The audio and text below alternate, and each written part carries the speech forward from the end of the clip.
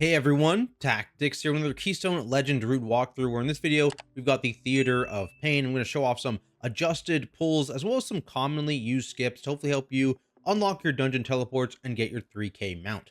This is essentially my intermediate route for the dungeon, aimed at, plus 10s to plus 12s, that kind of key range, so a little bit more involved than my pug-friendly route, but not going to be nearly as complex as what people are going to use when they're pushing for the 0.1% title. So if you are interested in those advanced routes, I will be putting on a series on those later on in the patch, so make sure you are subscribed. Otherwise, let's get right into one of those commonly used skips, which is at the start of the key here, to make it so that you can use your cooldowns and bloodlust ASAP on the boss. Basically, you're going to need some sort of CC on this leftmost contender here, and then you need to hug the wall. You don't want to go too far into this wall because they will bounce you back. So you need to hug up right beside the wall, which does mean you're going to be taking this one lieutenant mob into the boss, but that's okay. You're going to skip this 3-pack. So to do that, you either need a threat reduction CC. So something like Sap, something like Imprison will work. You can also do Paralyze and Rop, which is what we're going to do in our composition since we don't have one of those. You can also, of course, use Invis Pods or Shroud or whatever to get by this, but there's quite a few different ways to actually get by this mob. So we're going to paralyze the mob, drop it out of the way so that we can safely run by. And then we're going to run straight along this path here and tag this Bloodhorn, and we're bringing it straight into the first boss. Now, of course, this is going to make the boss quite a bit harder, particularly when this Bloodhorn enrages. So you want to make sure, if you're doing this, you either have an Enrage Dispel, a Soothe, to immediately clear the Bloodhorn, or your healer knows that you do not have a Soothe, and they have healing cooldowns planned accordingly. Quite a bit of extra damage from this mob.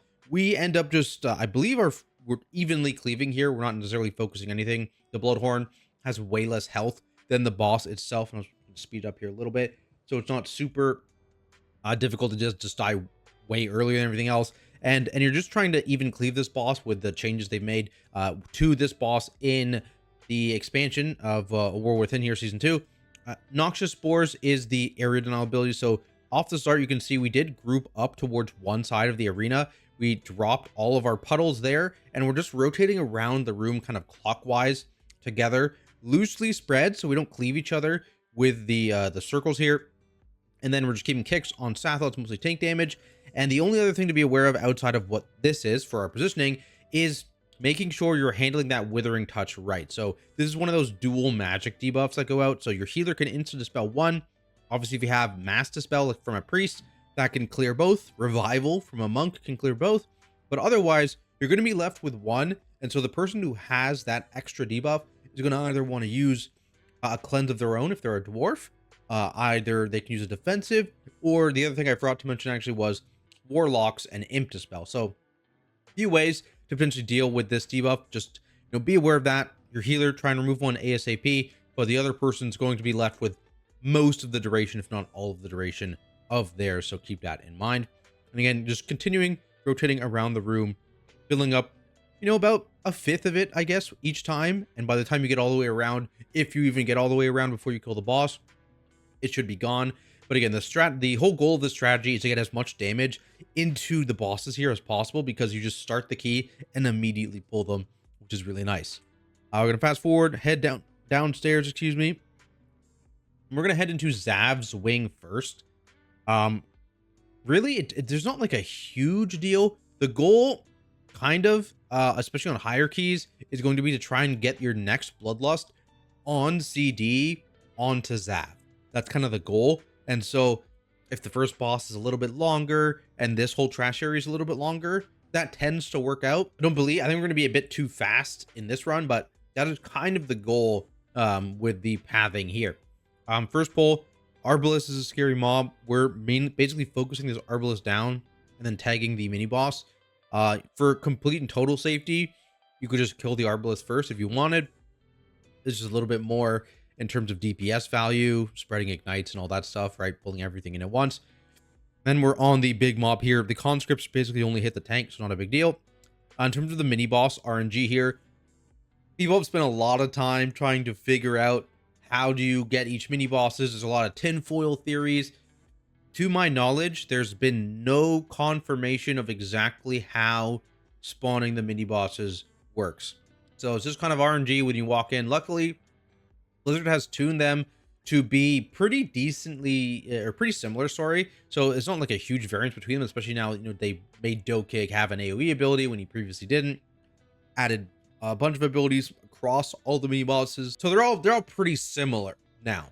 So anyway, just focus this boss. This is the guy that does the spinny axis, kind of the most annoying ability, honestly, in my opinion. You want to try and be grouped up and then move together. They do move a little bit. So just keep that in mind. You see there that one started moving towards us. But generally, I think if you group up, move together, kind of rotate similar to the first boss, it's like the best way to handle it. I think the next boss we get is a bleed guy. Let's fast forward. It is. Okay, so Harugia, this is the stairs we come in at. So I'm going to pull the boss like up to here, and that will allow people who want to actually LOS around these pillars for the bleed, just like that. So that's how you can do that. Obviously it's the other guy. He's just like a frontal and a whirlwind and stuff, right? So nothing to talk about here. I'm gonna fast forward Harugia. Then you got the pack in the middle. Big thing to note is that the captain makes everything take less damage from AoE abilities specifically. So you really want to make sure you're focusing down the captain in this pull and not wasting time doing AoE abilities. Certain things go through that damage reduction, like I think Ignite does, for example, but most part focus it down, and then you can focus the Arbalist. You can also CC one of these Arbalists preemptively with like a Paralyze or something like that, just if you don't want to fight two of them at the same time, it's going to be a bit scary. And the other thing here is you'll notice we don't go above like this point on the hallway, and that's important because this is when the mini boss RP is chosen. And so this is the second commonly used skip from back in Shadowlands, where you actually don't really need anything but some sort of speed boost. And even then, may not even need a speed boost if you do this correctly. And you can actually skip the last mini boss entirely. So as soon as you cross this threshold, the RP to select the mini boss starts. And so you just want to do that as late as possible. We're going to finish off this pack, and then we're going to drop a pull timer. And then we're going to walk up to the spot. And then as soon as we run, RP starts. But now we're all up here, and that mini boss, the RP ends, and then it becomes active. So if you cross the stairs before the RP finishes, you do not aggro the mob. So that is how that works. Again, I can show you one more time. Right around here is the threshold to start the RP. This last tick on the bone. Boom, RP starts. We're all still running. We're safe.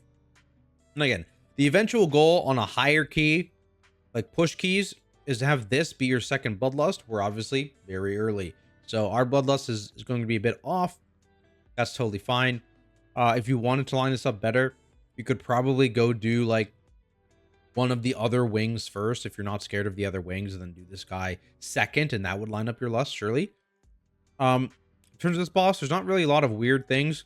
I'll talk about the I guess for Blood and Glory, the big thing, you want to end that as quickly as possible. You don't really care who wins. The damage up and down is kind of insignificant in the grand scheme of things. You just want whoever can win the fastest to win the fastest. A lot of times that's melee, and having the range players just sit down or turn their back to the melee. They just run in and wail on them and quickly end it. Because what you really want to not fall behind on is cleaving down the banners. Now, there's going to be a high key strategy, I'm telling you right now, where they kill 0 banners for boss damage. That's going to be a strategy. You don't probably want to do that in +10s to +12s, because it requires a lot more organization to survive the wombo combo that this boss does. So you're generally going to want to always be cleaving these banners as quickly as possible. So we're going over right on top of the banner. You can see I'm even focusing the banner in this key level, and our goal is to kill it here, kind of before the Might of Maldraxxus happens. DPS are back now as well. You can dodge this combo without being slowed. And that's kind of this fight. Just always maximize cleave onto the banners. And if you have the ability to swap to and specifically hit the banners themselves over the boss, you lose a bit of boss damage. But if it's near the actual Might of Maldraxxus cast, it is infinitely safer to do, because look how slow we are. Barely kill it in time, and people can now move freely and avoid all this stuff. So that's really all there is to this boss. Be quick with Blood and Glory. Doesn't matter who wins, and make sure you are damaging those banners down. I'm gonna fast forward here. From here, I believe we're heading over to Gorechop's wing straight across, because we have Bloodlust. We're like, yeah, I guess we could do a big Bloodlust pull. But even then, we're still a little bit early. I'm not even sure if we end up using Bloodlust here, but we do this whole first room. If you had Bloodlust and all CDs, I pinged that 3-pack, you probably could add them to this pull as well. You just want to make sure, of course, you're kicking these sludge spewers. There's going to be 4 of them if you add that big pack. Otherwise, there's just the 2 in this one. They do have a spam cast as well, which is a disease you can dispel. So disease dispels, super valuable in this key. Tanks, you've got a couple things. You got the Withering Decay from the disease guys right here, and then the Putrid Busher Flesh, Devour Flesh. Devour Flesh will heal the mob for the amount of damage done, so keep that in mind. Make sure you are mitigating that so they don't get healed all the way to full. We end up chaining into the spewers here, just grabbing them. You want to be a little spread as well. You can see those leaps. Similar to Gorechop, the boss fight here, those leaps do a small AoE around the target, so if you're stacked up, that can be very, very dangerous. So loose spread in this room is quite good. And ideally, if range, play a little bit closer to the pack as well. As you can see here, these mobs are just jumping out to the range, which are like right there. If these guys are sitting at max range, you're never going to get the pack group. These guys are going to jump all the way across the room and then slowly walk back to the pack, right? So range, you want to play into melee on this this pull as well. Here, another commonly used skip, probably also in the excuse me, the pug route. Look at both sides, see which gas bag is on a good patrol. Sneak right by. And we're going down into the next pull here. Nothing super complicated here. It's just W keying through this area. Fast forward, we're probably going to add the gas bag to this.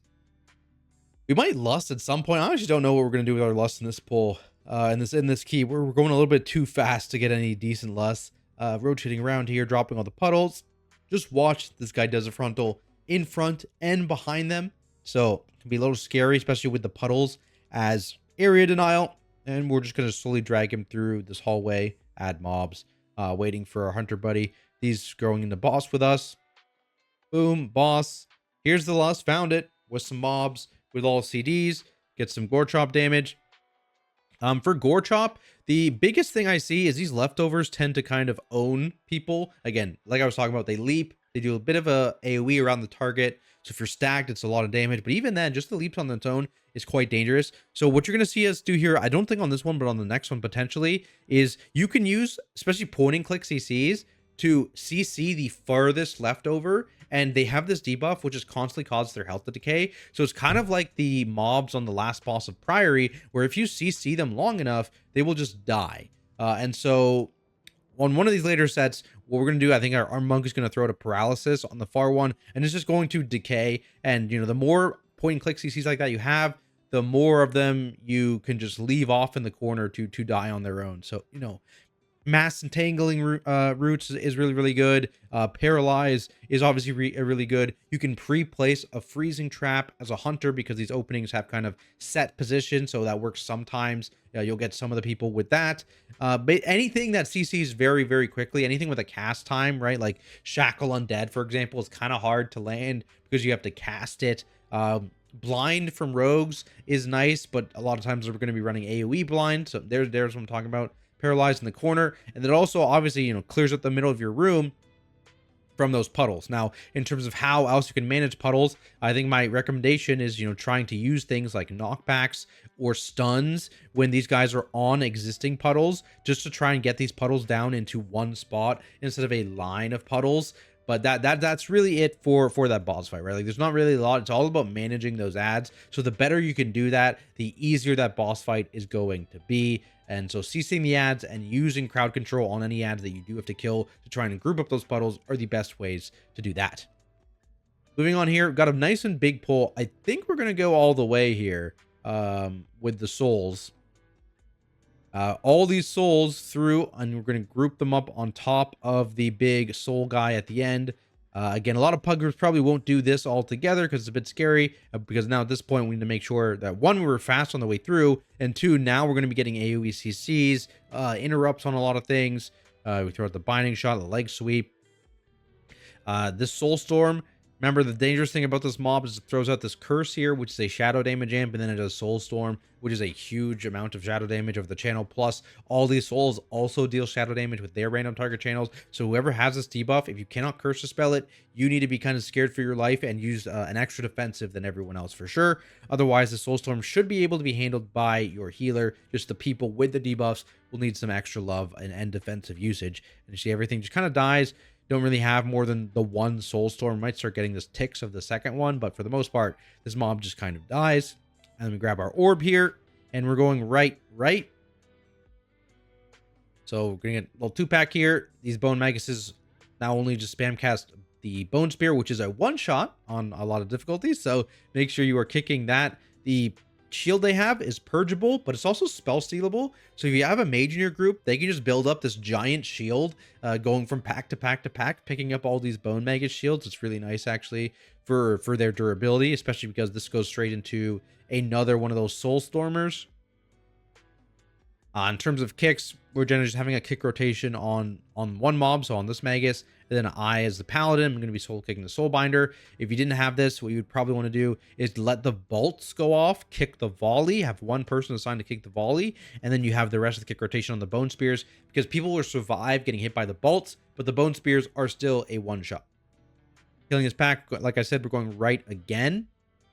Boom, going again. And here, we're going to need a little bit of count because like we skipped a couple things so far in this dungeon. So we're going to need to get one extra set of bone maguses. These guys over here. So we're going to cleave these guys down. We don't have enough kicks to cover 4 bone maguses, but luckily, this guy has an absurd amount of health. So we kill these bone maguses, and then we rotate over for, again, spell stealing whenever he has it. Boom, steals the health, steals the next health as well. And then we're just getting cleaving these guys down, keeping kicks on them, keeping the same kind of kicks where I'm going to be kicking one and everyone else is kind of kicking the other one. AOE if you ever do run out of kicks. And then it's all dead at a decent time, similar time, which is nice. Oh yeah, for count, I think we need the third side potentially. I'm actually not sure this is true, but whatever. The route will have the correct amount of bone maguses pulled. I'm not sure we need both sides, but I'll double check in the MDT. And we're going back just another 3-pack. Again, same deal here. Watch the Dark Speaker, though, because he's got random target frontals that will shoot you off this platform. It's very, very not good. There's also the random target curse here that drops these fear circles, which also are not good. Oh, there goes our monk. RIP. If you do die on this platform, you can't be rezzed, but just beware. Maybe you don't run all the way back, because as soon as we get off this platform, assuming you can still kill the pole, there's an orb that you can click on, and that makes it so that when you enter the first portal that we started this wing at, it will actually take you all the way to the boss. So you can see he released, but he hasn't clicked the portal yet. And we're going to click this orb here, and as soon as we click it, now he can take the portal at the entrance, and he'll teleport straight to us. So a little time skip hack there. Still takes a bit of time, but he's here now. We're going into the boss.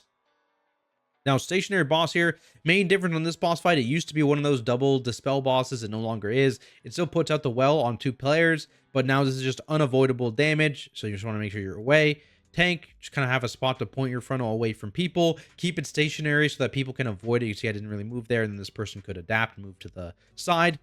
And then we have the draw soul. So something a lot of people, even myself, didn't initially realize is that the souls don't spawn on top of you. They spawn at the edge of the platform behind you. So you can see here as melee, you can maintain uptime, and all the souls spawn in one spot on the edge of the platform. So melee, you don't need to run away from the boss here at all. You can still stand in melee as long as you're in line with your whole group. And we have the marker down on the ground here, the star marker, to say everyone, hey, line up with this.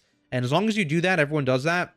All the ads spawn like right on top of each other. Very easy to cleave. AoE CCs, whatever. Keep them locked down, and they just kind of get cleaved down with the boss.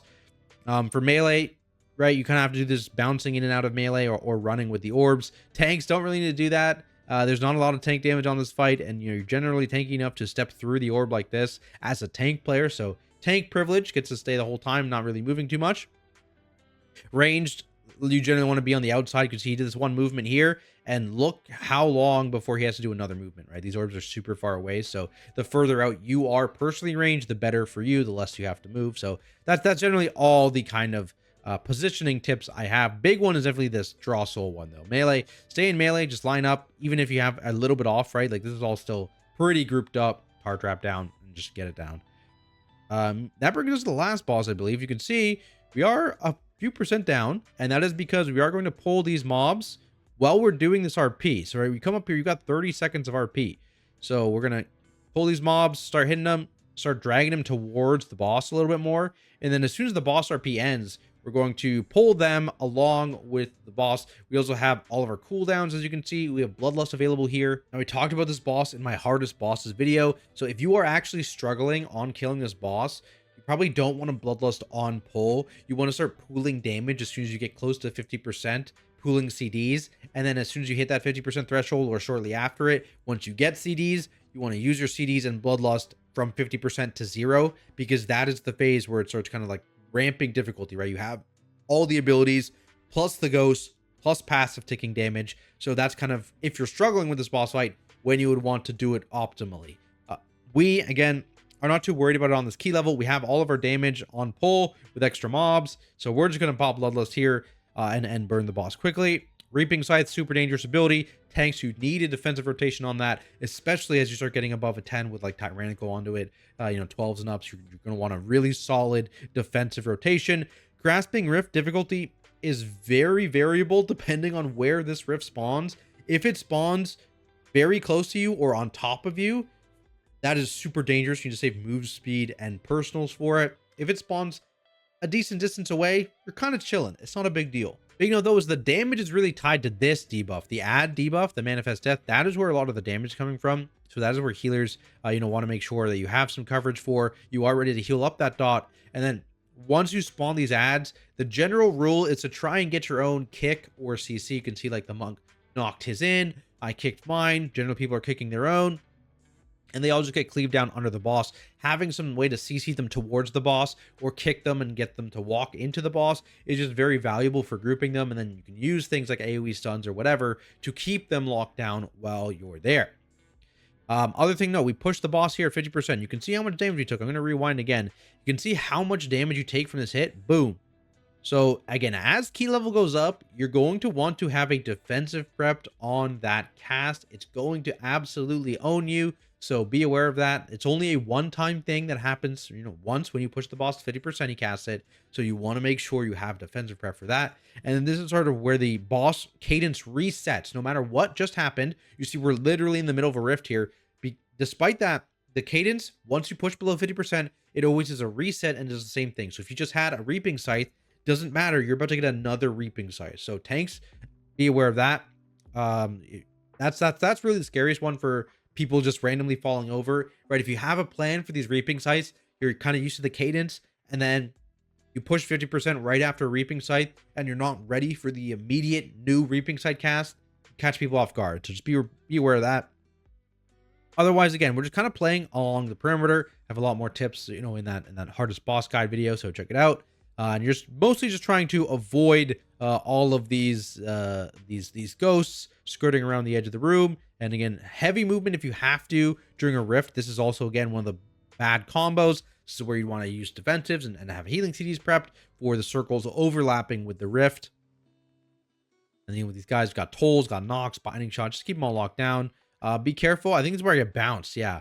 Be careful. This cone, you need to respect it. Not only does it look a little bit wider, or is it a little bit wider than it actually looks, but also sometimes it has the classic moving beam bug. If you guys are familiar with that, like the Ultimate third boss or whatever, where the beam looks like it's stationary, not moving, but it's actually rotating. So respect this beam. Only reason I lived here is because I was in my Consecrate and popped Ardent. But yeah, most people are going to die to that for sure. But that is it. That is this dungeon. Hopefully this helps you navigate the Theater of Pain. If it did, be sure to leave a like and subscribe for more content like it, including videos just like this one for all 8 Season 2 dungeons, advanced 0.1% title route walkthroughs, mythic raid boss guides, and much more. Of course, I need to shout out all of my amazing Patreons for continuing to support me and the content that I make. So thank you so much, and I'll see everyone in the next video.